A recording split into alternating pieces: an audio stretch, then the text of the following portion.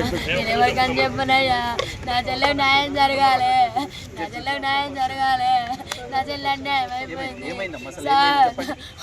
నా చెల్లెకి ఏం తెలియదు. నా చెల్లె కళాశాలలో జాబ్ చేస్తుంది. ఇక్కడే షాపూర్ కళావతి నగర్లో ఉండబట్టి 15 సంవత్సరాలు. అది ఇక్కడ అందరు లీడర్లతోని అందరితోని మంచిగానే ఉంటుంది. దాని బిడ్డకు ఇన్స్టాగ్రామ్లో శివ అనేటోడు పరిచయం అయిందంట. అది ఒక 5 days కింద లేచిపోయింది. 5 days కింద లేచిపోతే పోలీస్ స్టేషన్లో కంప్లైంట్ ఇచ్చిందంట. పోలీస్ స్టేషన్లో కంప్లైంట్ ఇస్తే సార్ వాళ్ళు వెళ్ళి అబ్బాయిని తీసుకొచ్చి అమ్మాయిని తీసుకొచ్చిల్లంట. నా బిడ్డ 3 రోజుల నుంచి వాడింట్లో ఉంది. నా బిడ్డకి ఏమన్నా అయింది ఒకసారి టెస్ట్ చేయండి సార్ అంటే కోర్టు తీర్పు వస్తుంది, ఇవాళ చెక్ చేపిద్దామని చెప్పి సార్ మంగళవారం పెడదామని సిఐ గారు అన్నారంట. అక్కడ నుంచి దాన్ని ఇంటికి తీసుకొని వచ్చింది. మరి వాళ్ళని ఎట్లిడ్చి పెట్టిలో నాకు తెలియదు సార్. వాళ్ళ లోపలనే ఉండే, వాడు ఎట్లా బయటకు వచ్చిందో తెలియదు. మా అమ్మ ఇంట్లో ఉంది పూజ చేస్తుంది, రమ్మని బిడ్డ పిలిచిందంట. వెనకాలకి వెళ్ళి చెల్లె పూజ చేస్తాంట. వెనకాలకి వెళ్ళి తన చున్ని తీసుకొచ్చే వెనకాలకి వెళ్ళి వేసి బుద్ధి చంపేసిల్లు సార్. చంపిన తర్వాత నా చెల్లె చావలేదంట.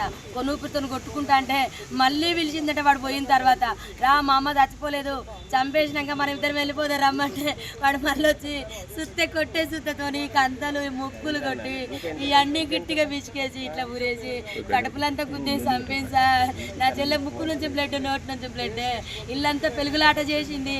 వాళ్ళిద్దరితో మస్తు కొట్లాడింది నా చెల్లె బ్రతకడానికి, కానీ అవ్వలేదు.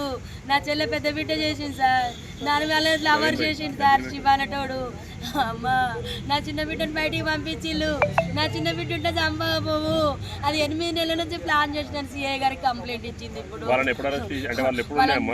సార్ ఇప్పుడు తీసుకొచ్చిల్లు సార్. ఇప్పుడు పొద్దున తీసుకొచ్చి వాళ్ళని ఫస్ట్ వేసి పోయినప్పుడు 2 సార్లు తీసుకొచ్చి లోపటేసిల్లంట.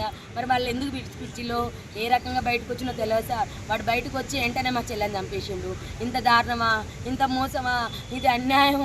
న్యాయం కావాలి సార్ మా చెల్లెకు. ఇంత అన్యాయమైన పరిస్థితి తల్లికి రాలేదు. కేసంద్రం మండలం గ్రామం వినుగుర్తి సార్.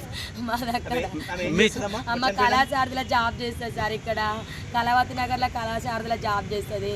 అమ్మ మహిళా మండలిలో పనిచేస్తుంది. సాకలైలమ్మ మన్మరాలని ఆమె ఉద్యమాలు చేస్తుంది. మందకృష్ణ మాదియతో కూడా ఆమె మందకృష్ణ మాదియ దాంట్లో కూడా SC/ST మైనార్టీ అధ్యక్షురాలు సార్. ఆమె తలం పెద్దది సార్. ఆమె సాగు చిన్నది సార్.